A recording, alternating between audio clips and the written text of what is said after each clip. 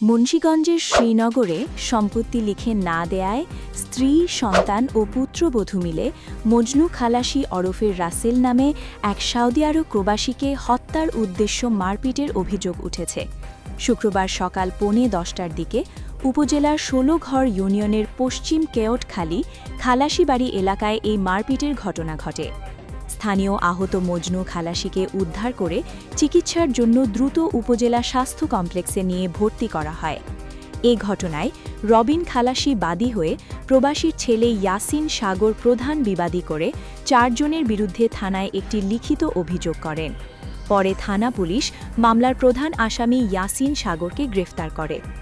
অভিযোগ সূত্রে জানা যায়, সৌদি আরব প্রবাসী মজনু শেখ দীর্ঘ ১৫ বছর বিদেশে থাকাকালীন সমস্ত উপার্জন টাকা তার স্ত্রী মুক্তা বেগমের কাছে পাঠায়।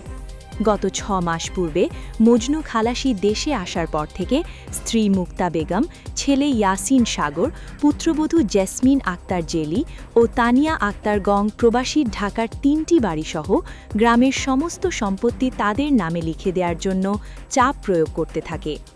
স্ত্রী, সন্তান ও পুত্রবধূকে সম্পত্তি লিখে না দেয়ায় বৃহস্পতিবার সকালে প্রবাসীকে নিজ বসত বিল্ডিংয়ে একা পেয়ে অতর্কিতভাবে প্রবাসীর উপর হামলা চালায় এবং তাকে হত্যার উদ্দেশ্য এলোপাথারি মারপিট করে গুরুতর আহত করে।